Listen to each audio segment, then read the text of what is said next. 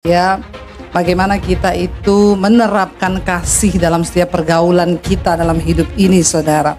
Dan saya percaya memang tidak mudah ya yang namanya mengasihi, tapi saudara juga harus percaya bahwa salah satu hal yang paling mendasar dari pengajaran Kristus yaitu tentang kasih.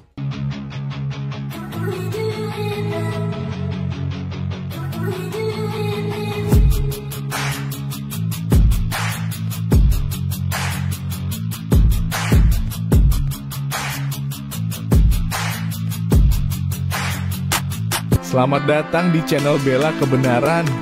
Kami hadir untuk memberikan informasi opini dan atau fakta terhadap situasi yang sedang terjadi. Mari dukung channel ini dengan cara menekan tombol subscribe dan bunyikan loncengnya. Terima kasih.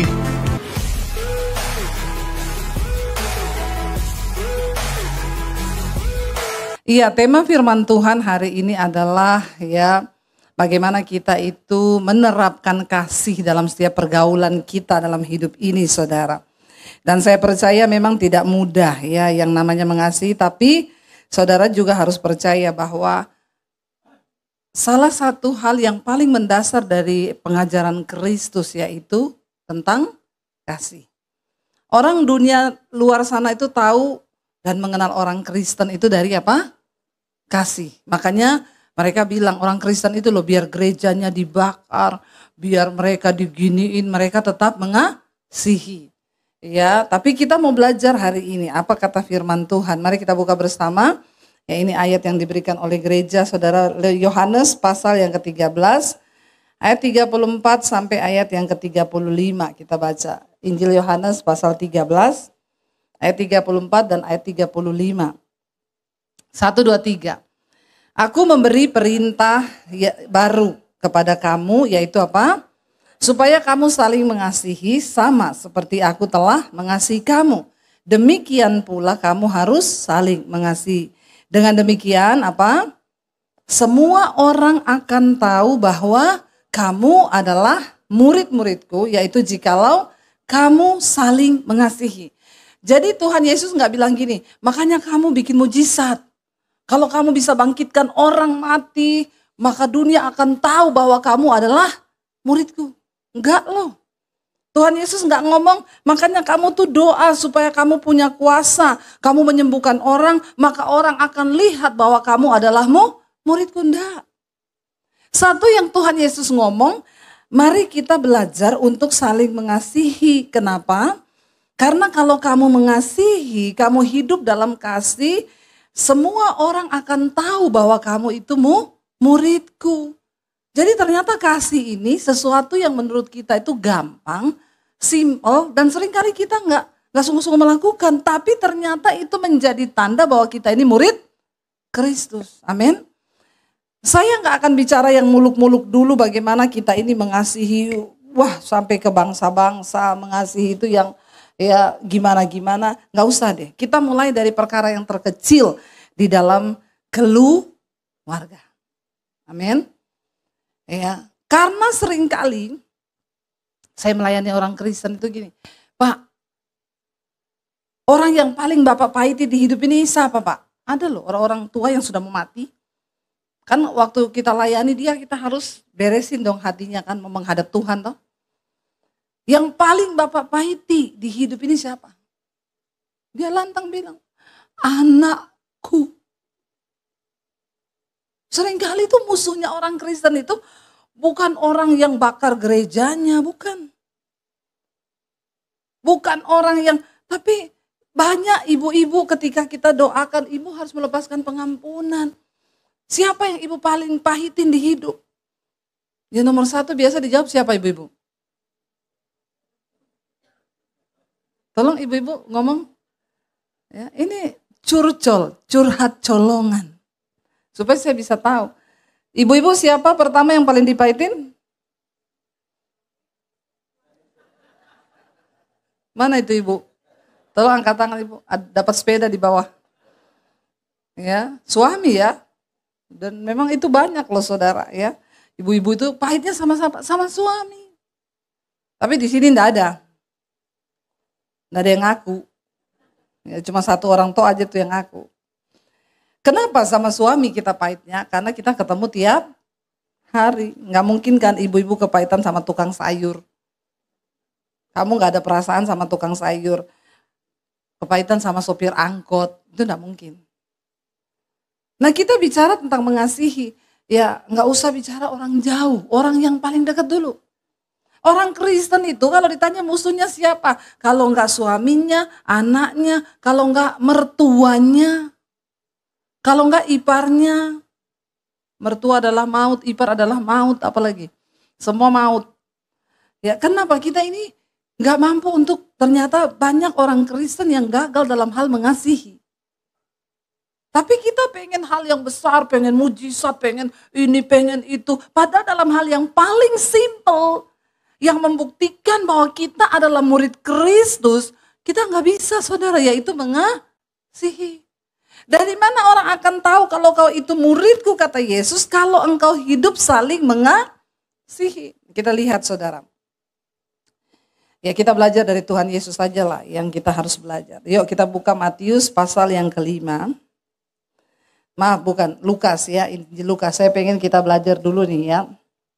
Lukas pasal yang ke-10 ayat 25 sampai 29. Kita baca sama-sama Injil Lukas pasal 10 ayat 25 sampai ayat 29.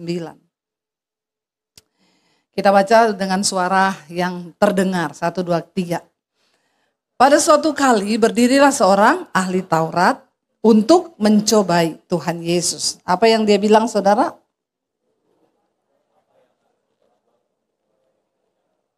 Dia bilang, apa yang harus aku lakukan supaya aku ini bisa memperoleh hidup yang kekal. Semua kita tentu ingin hidup yang kekal. Nggak ada satupun yang ingin binasa. Kita mau hidup kekal. Lalu Yesus jawab dia apa saudara? Baca 1, 2, 3.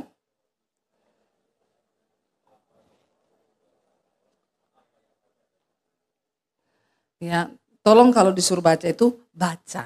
Ya, baca. Karena di rumah saudara tidak mungkin baca. Baca Alkitabnya itu cuma di gereja. Waktu disuruh pendeta. Kalau pulang sudah tidak mungkin baca toh? Benar apa benar? Benar.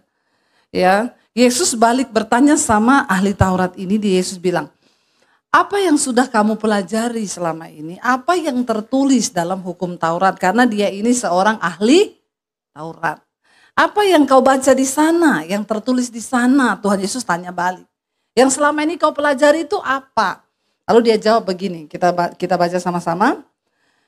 Jawab orang itu, kasihilah Tuhan Allahmu dengan segenap hatimu dan dengan segenap jiwamu dan dengan segenap kekuatanmu dan dengan segenap akal budimu dan kasihilah sesamamu manusia seperti seluruh hukum Taurat dan kitab para nabi. Kalau disimpulkan cuma terdapat 2 hukum ini.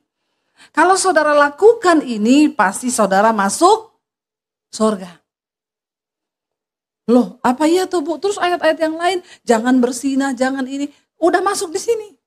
Kalau engkau mengasihi Tuhan dengan segenap hati, kau tidak mungkin bersinah. Karena kau tahu itu melukai hati Tuhan. Kalau kau mengasihi Tuhan dengan segenap akal budimu, maka kau nggak mungkin kepahitan sama orang.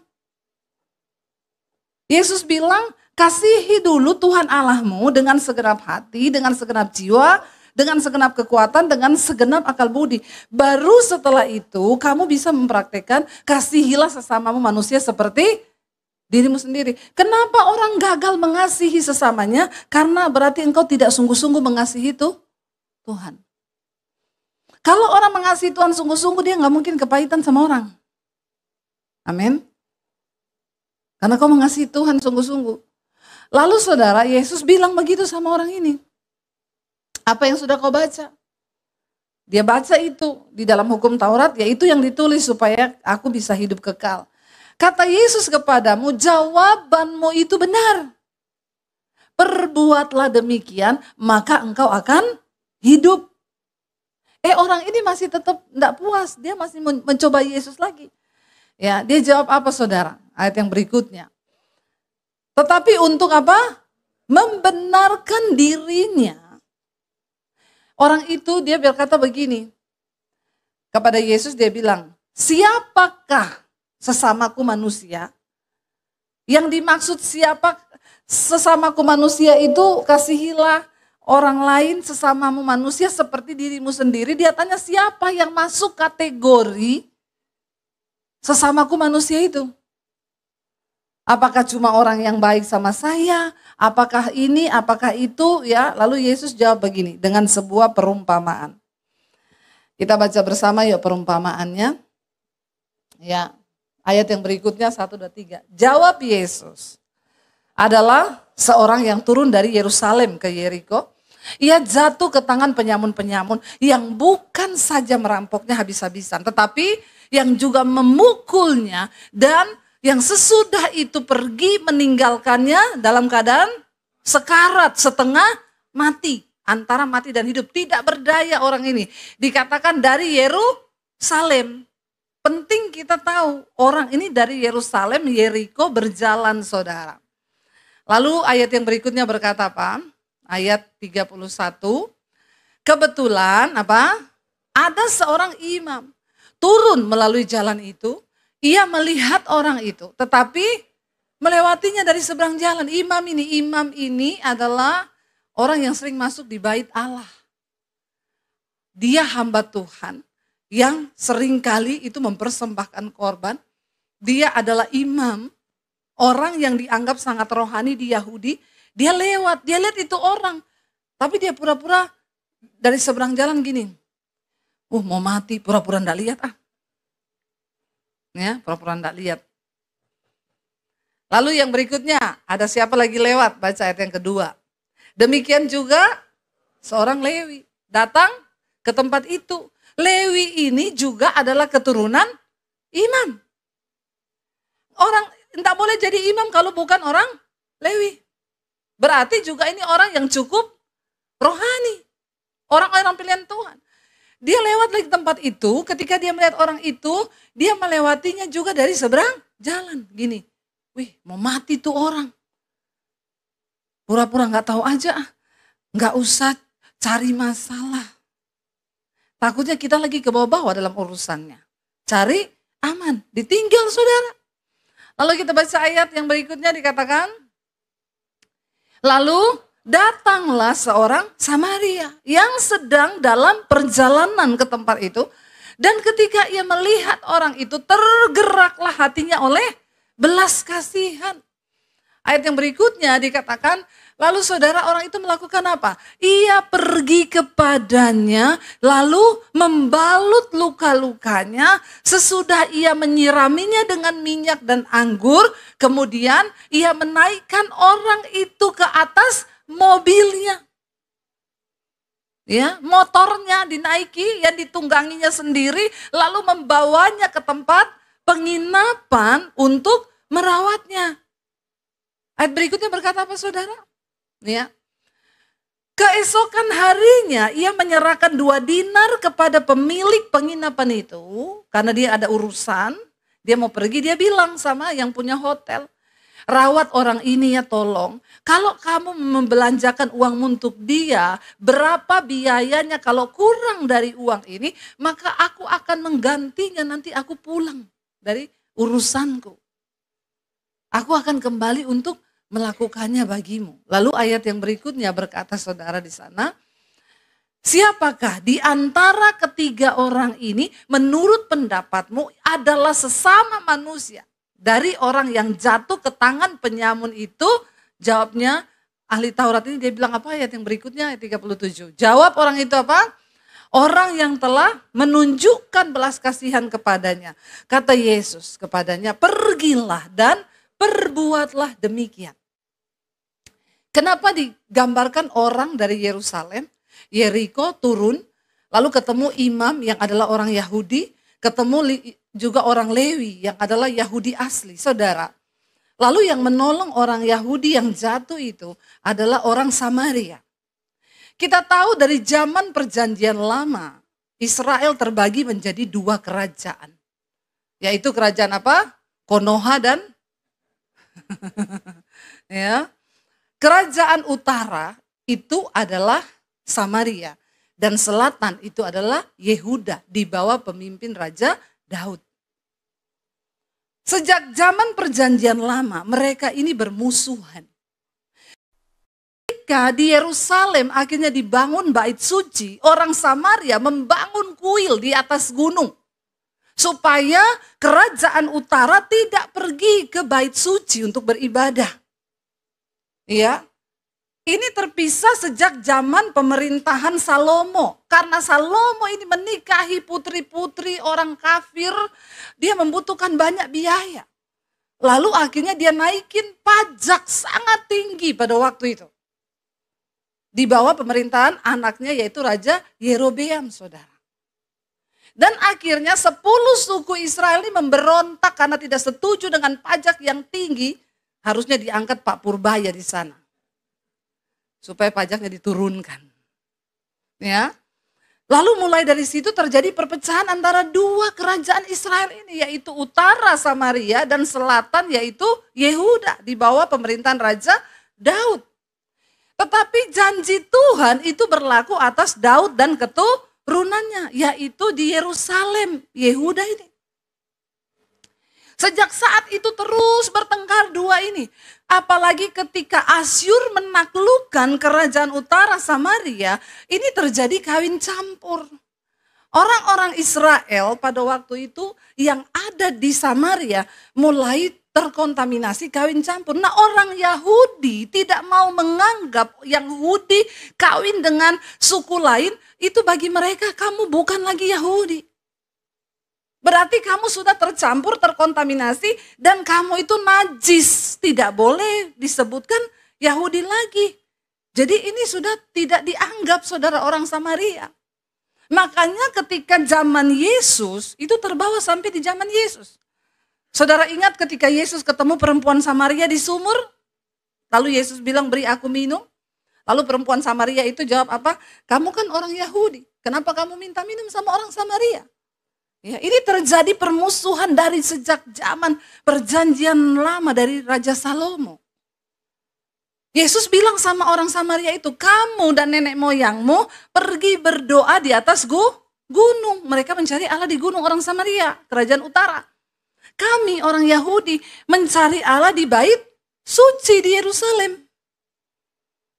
Tetapi dalam perumpamaan Yesus, saudara, Yesus memberi contoh ketika ada orang Yahudi dalam perjalanan dirampok, disiksa, mau dibunuh, dibuang di pinggir jalan dalam keadaan sekarat.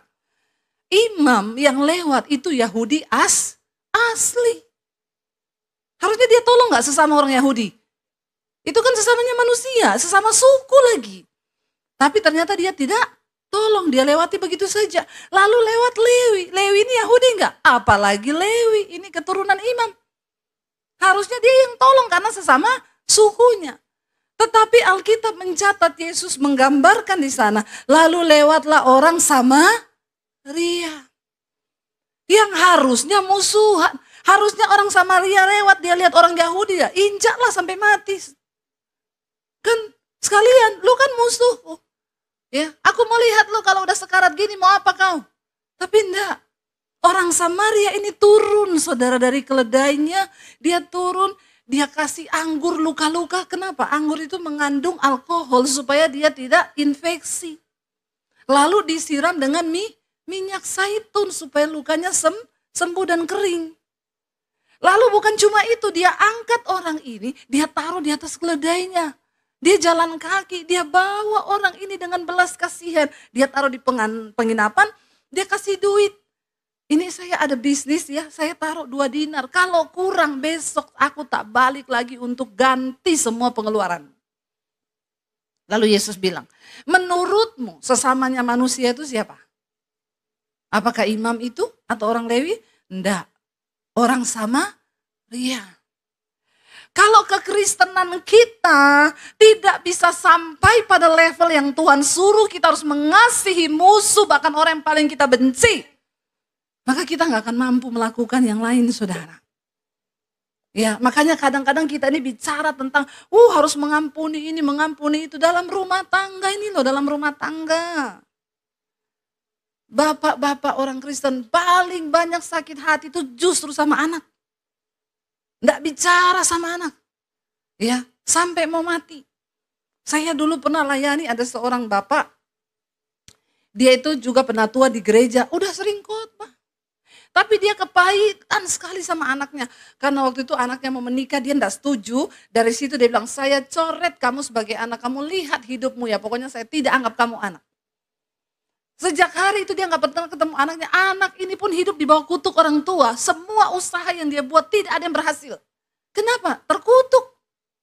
Akhirnya ketika bapak itu mau meninggal, saya bilang, Pak, bapak harus panggil anak bapak. Sebelum bapak meninggal, lepaskan berkat dan doakan dia. Supaya juga hidupnya tidak menderita di dunia. Lalu anak itu disuruh panggil oleh bapaknya, saudara. Ya, dari Jakarta dia pulang ke Solo, saudara. Puji Tuhan, semalam sebelum bapak itu meninggal, anaknya tiba di rumah sakit dengan istrinya. Bapaknya panggil, didoakan mereka berdua, maaf-maafan, bertangis-tangisan. Besoknya bapaknya dipanggil Tuhan, tapi udah pelong. Kita seringkali bicara musuh itu nggak usah bilang antara orang Yahudi dan Samaria kejauhan. Karena beda suku, beda tata cara agama, beda ritual. Seringkali musuh terbesar orang itu satu rumah. Tadi saya tanya, ibu-ibu yang paling pahit sama siapa? Suami, sama suami, Pak. Jawabannya ini ibu-ibu di sini. Ya, tapi sekarang semua sudah bertobat nih. Pulang mengampuni, amin. Ya, nggak usah begitu. Saya mau tanya di sini ibu-ibu, yang kalau suamimu makan, kau duduk di meja makan, kau ambilin suamimu nasi, kau taruh lauknya di situ dan kau duduk walaupun kau enggak makan, kau temani suamimu. Siapa di sini yang begitu ibu-ibu? Angkat tangan. Cuma satu. Tanda-tanda manusia akhir zaman. Ya. Saya sampai hari ini masih begitu sama suami saya. Saya masak, walaupun kadang saya enggak makan, dia ke dapur, saya temenin dia di meja makan, saya ambilin nasi, saya taruh lauknya, saya duduk ngobrol berdua di situ. Sampai hari ini. Ibu-ibu, bagaimana kita mengasihi suami? Bagaimana kita mengasihi pasangan kita? Yesus bilang, kasihilah sesamamu manusia seperti dirimu sendiri. Apakah kita melakukan pasangan kita seperti diri kita sendiri? Bapak-bapak, kasih istrimu seperti dirimu sendiri. Ada ibu-ibu curhat sama saya mulai sekarang Bu, enggak mau dikasih uang bulanan suami saya. Kalau gajian biasanya dikasih ke saya. Saya sudah tidak mau, kenapa? Ibu tahu kalau sudah akhir bulan udah habis duit saya minta, dia marah sama saya. Itu uang kau pakai buat apa saja, kenapa habis? Akhirnya saya suruh suami saya yang pegang. Awal bulan saya bilang, Pak, beli kebutuhan pokok, nih catatannya, beras 1 karung ya, 700.000, gula gini, kopi gini, sabun gini. Kau yang pergi beli, kau pegang itu uang sendiri. Supaya kita tidak banyak berantem. Suaminya pergi beli, pulang marah-marah. Mahal sekali ya, apa-apa sekarang ya. Iya, mahal sekali. Ya, Pak, saya besok mau masak ini kau pergi beli ya. Suaminya pergi beli, mau beli ayam mahal. Akhirnya dia beli tempe sama tahu. Sampai di rumah istrinya bilang, kenapa kau beli tempe sama tahu? Ayam mahal. Lah kenapa selama ini aku masak tempe sama tahu kau marah? Kau bilang beli ke ayam. Alhasil dia bayar listrik, bayar uang sekolah, bayar uang jajan anak. Baru 2 minggu duitnya habis. Dia bilang sama istrinya, kenapa kalau kau yang pegang ada mujizat ya? Bisa sampai akhir bulan. Kenapa saya pegang cuma 2 minggu sudah habis? Biar kau tahu sekarang. Ini penyebab kita ribut selama ini. Uang di tangan saya jadi mujizat. Tapi kau marahin terus saya tiap hari. Makanya biar kau rasa dari situ suaminya kapok. Gak pernah lagi marah istri. Jadi ibu-ibu kalau ada suamimu marah-marah, boleh dipraktikkan nih cara ini. Supaya tidak ada ribut dalam rumah tangga. Karena uang itu juga bisa bikin berantem loh. Ya. Mari belajar kasih istrimu seperti yang kau mengasihi dirimu sendiri, bapak-bapak, amin. Yang amin ibu-ibu. Ibu-ibu kasih suamimu seperti yang kau mengasihi dirimu sendiri, amin. Ya, kita belajar, nggak usah ngomong jauh-jauh dulu, kasih teman, kasih musuh. Waduh, itu sudah levelnya terlalu tinggi.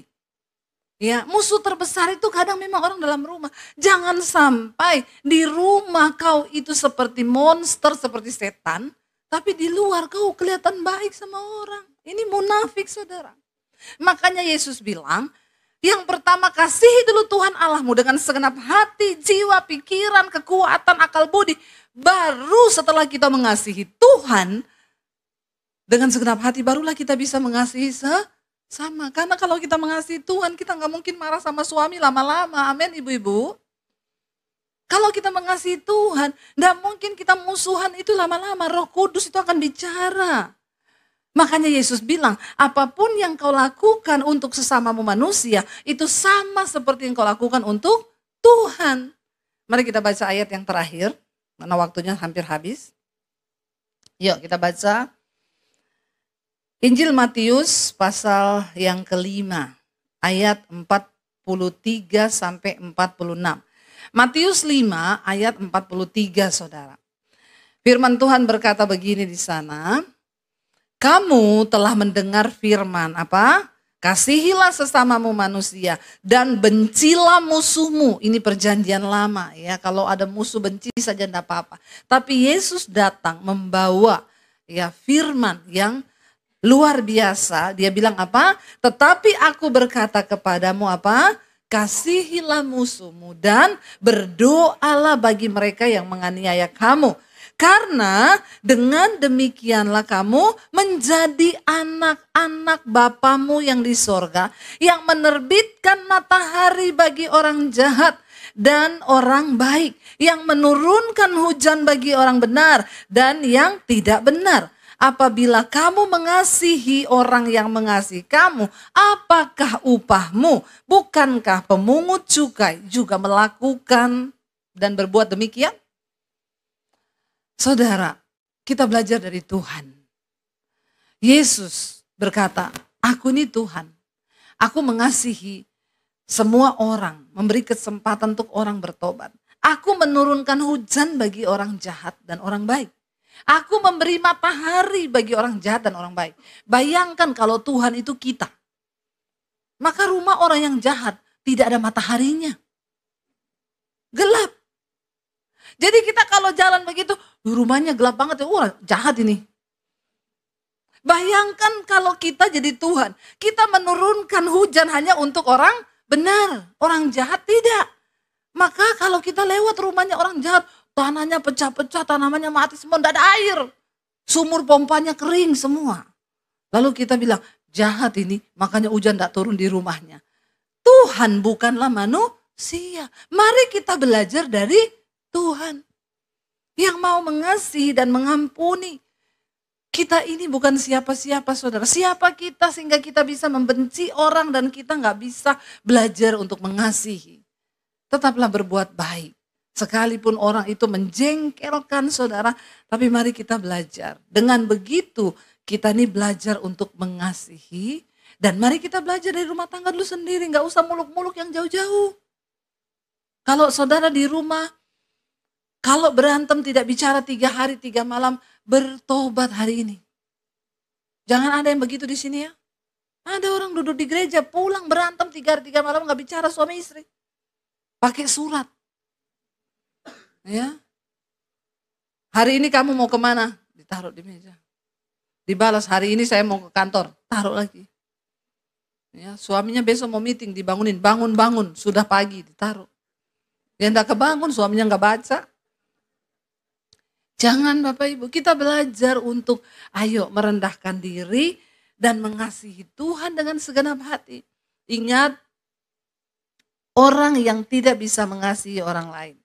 Yesus berkata begini saudara. 1 Yohanes 2, saya undang para imam musik maju.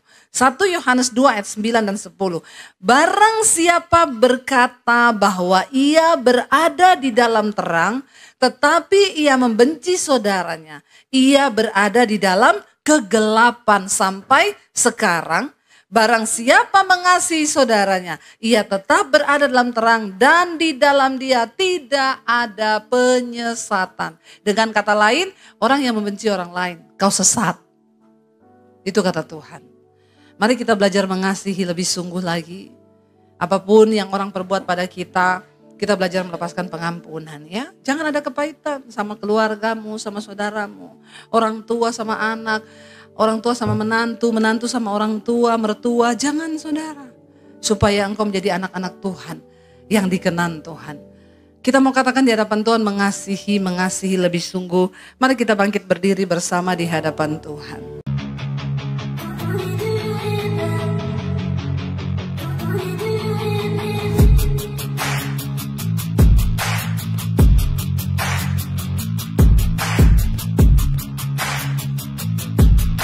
Terima kasih sahabat sudah menyaksikan tayangan kami hari ini. Tuhanlah yang membalas dan memberkati kita semua. Apabila sahabat diberkati, marilah kita dengan murah hati untuk share video ini kepada teman-teman kita yang lain, kepada grup-grup keluarga dan sebagainya. Dan jangan lupa meninggalkan komentar di bawah video ini, serta menekan tombol subscribe video kami, sehingga sahabat tidak ketinggalan video-video terbaru dari kami. Terima kasih. Tuhan Yesus memberkati kita semua. Dan dengarkanlah firman Tuhan singkat ini. Mintalah maka akan diberikan kepadamu. Carilah maka kamu akan mendapat. Ketuklah maka pintu akan dibukakan bagimu. Kita harus melakukan sesuatu sampai sesuatu itu akan terwujud atas hidup kita. Minta, cari dan ketuklah maka Tuhan pasti membukakan pintu. Lukas 18 ayat 1. Yesus mengatakan suatu perumpamaan kepada mereka untuk menegaskan bahwa mereka harus selalu berdoa dengan tidak jemu-jemu. Kita berdoa dengan tidak jemu-jemu. Terus minta maka pasti akan diberikan. Tuhan Yesus berkata, karena itu aku berkata kepadamu, apa saja yang engkau inginkan ketika engkau berdoa, percayalah bahwa engkau telah menerimanya dan engkau akan memilikinya. Amini ayat firman Tuhan ini, bahwa Tuhan pasti memberikan segala sesuatu yang kita butuhkan. Semoga Allah, sumber pengharapan, memenuhi kamu dengan segala sukacita dan damai sejahtera dalam iman kamu, supaya oleh kekuatan Roh Kudus kamu berlimpah-limpah dalam pengharapan. Terima kasih. Apabila sahabat ada komentar dan pendapat yang lain terhadap video hari ini, boleh tuliskan komentarnya, pendapatnya di kolom komentar di bawah video ini, sehingga kita boleh diskusi di sana.